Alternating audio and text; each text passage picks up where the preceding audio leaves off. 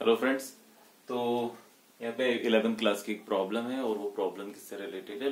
Motion of laws of motion से, उससे related problem है। और क्या प्रॉब्लम है? प्रॉब्लम है मोशन ऑफ कनेक्टेड बॉडीज की। तो मोशन ऑफ कनेक्टेड बॉडीज में इस तरह की प्रॉब्लम आती है। और प्रॉब्लम क्या है कि आपको एक इस तरह का इंक्लाइन प्लेन दिया हुआ है, इसमें 100 केजी का एक वेट यहाँ पर है, दूसरा 50 केजी का वेट यहाँ है और एक फ्रिक्शनलेस पुली से कनेक्टेड है ना। यहाँ पर हमसे बोल दिया है कि इसमें जो एक्सेलरेशन आएगा ये 50 किलोग्राम कनेक्ट होने के कारण या 100 किलोग्राम कनेक्ट होने के कारण, तो हमें समझ में आ रहा है कि एक्सेलरेशन कुछ इस तरफ होगा, ये डायरेक्शन होगा एक्सेलरेशन का, है ना। ये 50 किलोग्राम है, 100 किलोग्राम है, तो हमसे बोल दिया कि एक्सेलरेशन आप निकालिए, है ना। अब उसका तरीका क्या होता है? जैसे कि हमें पता है कि इस वेट के कारण या इस मास के कारण इस बॉडी पर एक नॉर्मल रिएक्शन काम करेगी n। तो हमने इसको n की जगह R1 ले लिया, इसको यहाँ पे एक नॉर्मल रिएक्शन ले लिया, लेटेस्ट से ये R2 हो गया, है ना। अब जब फ्रिक्शन होगा ये इस तरफ जाएगी, ये बॉडी इस तरफ जाएगी, तो ऑब्वियस सी बात है इसका कुछ वेट भी होगा नीचे की तरफ। यहाँ पे एंगल 37 दिया हुआ है, इसे नीचे लिख लेते हैं। यहाँ पे 53 दिया हुआ है, इसे भी नीचे लिख लेते हैं। यहाँ पे नीचे की तरफ आएगा, है ना। इसका जो वेट होगा वो होगा mg, और mg होगा तो क्या हो जाएगा? मास। अगर ग्रेविटी हम लोग यहाँ पे सिंप्लीफाई करने के लिए, मैं इसको ग्रेविटी की जो वैल्यू है g की वैल्यू वो मैं 10 ले रहा हूँ, इससे 9.8 होती है यहाँ पे, ताकि हमें डेसिमल के साथ डील ना करना पड़े, आसान रहे। क्योंकि गिवन नहीं है, गिवन होती तो 9.8 ले लेते, कोई बात नहीं, ठीक है। अब ये mg आया तो m क्या है? 100 और g हमारे पास में, तो 10⁻³ हो गया, है ना। क्यों हो जाएगा? क्योंकि 100 मास है, g कितना है? 10 है। तो जो आपके पास में वेट निकल के आया वो वेट निकल के आ गया 10⁻³ किलोग्राम। अब देखिए इस नॉर्मल रिएक्शन को बैलेंस करने के लिए इसका जो कंपोनेंट है इस वेट का, वेक्टर क्वांटिटी है, तो इसको स्प्लिट कर सकते हैं। वेक्टर जब इसका स्प्लिट करेंगे, रेक्टेंगुलर स्प्लिट करेंगे, तो ये आपके पास में इस तरीके से स्प्लिट होकर के निकल के आएगा, है ना। स्प्लिट होकर के निकल के आ गया ये। अब ये आपके पास में क्या हो जाएगा? 10⁻³। यहाँ पे जो एंगल बनता है वो सेम एंगल होता है जो यहाँ होता है। अगर ये अल्फा है तो ये भी अल्फा, ये बीटा है तो इसका जब स्प्लिट करेंगे तो बीटा आएगा। ये हमारा 37 है तो यहाँ पर भी 37 आ गया। तो यहाँ पे क्या हो जाएगा हमारे पास में? अगर ये एंगल बना रहा है, ये कंपोनेंट एंगल बना रहा है, तो जो थीटा बनाता है वो कॉस कंपोनेंट होता है। 10⁻³ cos 37 डिग्री हो जाएगा। क्या हो जाएगा? 10⁻³ cos 37 डिग्री, ये हो गया। ये वाला कंपोनेंट आपका क्या हो जाएगा? 10⁻³ sin 37, ये वाला कंपोनेंट हो गया, है ना। चलिए अब देखिए इसको अपन बैलेंस करते हैं एक्सेलरेशन को। तो किस तरीके से इक्वेशन बनेगी? अब देखिए, अब ये बॉडी जो इस डायरेक्शन में मूव हो रही है, अगर इस डायरेक्शन में मूव हो रही है ना। अच्छा, इस बॉडी में टेंशन भी होगा, तो टेंशन का डायरेक्शन इस तरीके से ये बन गया, ये टेंशन का डायरेक्शन इस तरीके से ये बन गया, बॉडी में टेंशन है।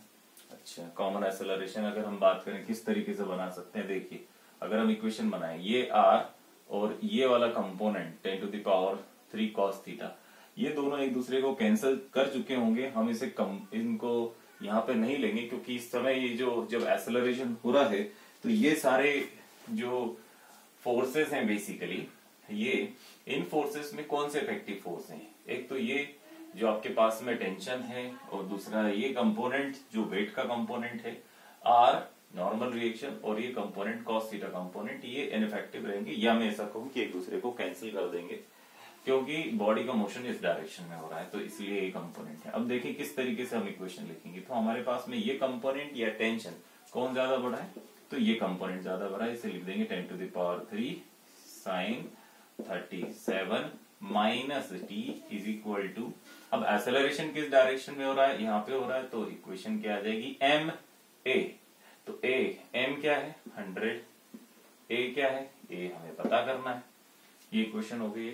अब इसकी इक्वेशन बात करेंगे, सपोज करो आपका इक्वेशन आपने लिखी फॉर 100 किलोग्राम, ये आपने इक्वेशन लिखी। अब इसी तरीके से आप 50 किलोग्राम के लिए इक्वेशन लिख सकते हैं। तो कैसी इक्वेशन आएगी? यहाँ पे देख लीजिए, ये 53 था, यहाँ पे जो एंगल है 53, इसका एक कंपोनेंट नीचे आएगा, ये भी mg हो गया। mg मतलब आपके पास में हो गया 50 मतलब 500, 5000, तो 5 इंटू, क्योंकि भाई ऐसा है ना, ये देखो कैसा बन रहा है, ये हमारे पास में 50 इंटू जी आपने क्या लिख लिया 10, तो ये 500 हो गया, तो 500 न्यूटन, ये आपके पास में वेट आ गया 500 न्यूटन। यहाँ पे भी न्यूटन आएगा, यानी किलोग्राम लिख दिया, जब वेट आता है तो वेट की यूनिट न्यूटन हो जाती है। अब इसे भी स्प्लिट करेंगे तो इसका एक कंपोनेंट यहाँ पे आ गया, ये कंपोनेंट क्या बन जाएगा 500 cos 53, क्या हो जाएगा 500 cos 53, 500 cos 53 डिग्री, ये वाला हो गया आपके पास में 53 डिग्री। ये कंपोनेंट इसका इस डायरेक्शन में आएगा, वो क्या हो जाएगा 500 sin 53 डिग्री, है ना। टेंशन है, नॉर्मल रिएक्शंस को बैलेंस कर रही है। यहाँ पे इक्वेशन लिख देंगे फॉर 50 किलोग्राम। जब 50 किलोग्राम के इक्वेशन लिखेंगे तो क्या लिखेगी, हमें पता है बॉडी मोशन कर रही है तो नॉर्मल रिएक्शंस जो होंगी और उसको बैलेंस करने वाला जो कंपोनेंट है कॉस थीटा कंपोनेंट, वो कैंसिल हो जाएगा। जो इफेक्टिव है वो क्या है 500 sin 35 एंड दिस टेंशन किस डायरेक्शन में मोशन हो रहा है, along the direction of the tension, तो टेंशन जो है वो बड़ा हो जाएगा। ये वाला जो कंपोनेंट है फिर 500 sin 53 वो छोटा हो जाएगा, क्योंकि इफेक्टिव नहीं है उतना, मोशन अब डायरेक्शन में हो रहा है। तो हम लिखेंगे t माइनस 500 sin 53 डिग्री हो गया is equal to ma, acceleration mass कितना है 50 इंटू a।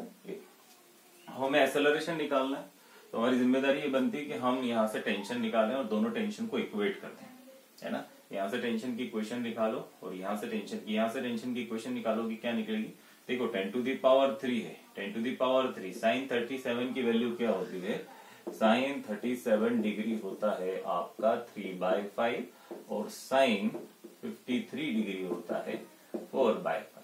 अब यहाँ पे रख दो आप 37 है तो ये 3/5 हो जाएगा, माइनस एक्सेलरेशन चाहिए t को वहां भेज दो, इसको लेकर आओ यहाँ पे, तो आपके पास -100 ये t हो गया।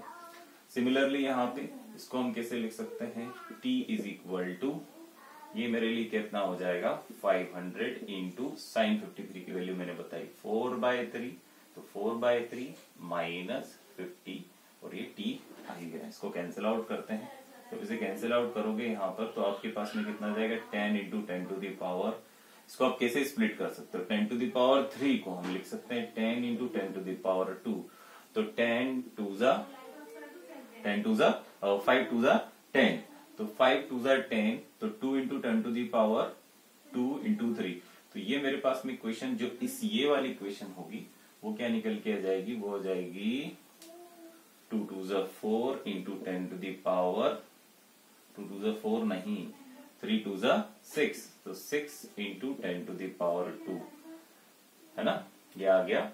और minus 100a is equal to t, यहां से क्या निकल के आएगी इक्वेशन, ये वाली इसको सॉल्व करेंगे तो ये हो जाएगा 5 1 जा 5 मतलब 100 मतलब 400 और ये 50a है मेरे पास में, है ना, तो ये हो जाएगा 5 1 जा 5 400, तो t is equal to 400 minus 50a। अब टेंशन को आप इक्वेट कर दीजिए, जब आप टेंशन को इक्वेट करेंगे यहाँ पर तो कितना इक्वेशन आएगा आपके पास में, ये आ गया 6 into 10 to the power 2 minus 100a is equal to 400 minus 50a।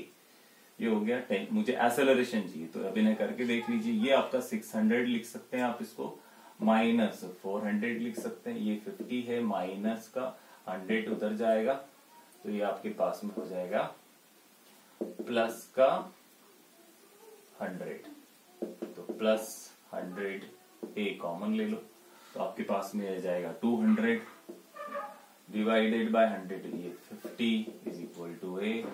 Then what is the value, 0 ने 0 को कट कर दिया, 4 मीटर पर सेकेंड स्क्वायर, ये आपका एक्सेलरेशन हो जाएगा, है ना। तो इस तरीके से क्वेश्चंस रहते हैं। एक वन ऑफ द क्वेश्चन 2019 में आया था JEE मेल में, तो इसलिए ये इंपॉर्टेंट ये करवाना। ये जो स्टैंडर्ड वैल्यूज होती हैं साइन 35 की 3/5, साइन 53 जो हो जाएगा वो आपका हो जाएगा 4/5। तो इस तरीके का क्वेश्चंस है, ये आते हैं मोशन कनेक्टेड बॉडीज में। और भी क्वेश्चंस हम लोग करेंगे, तब तक के लिए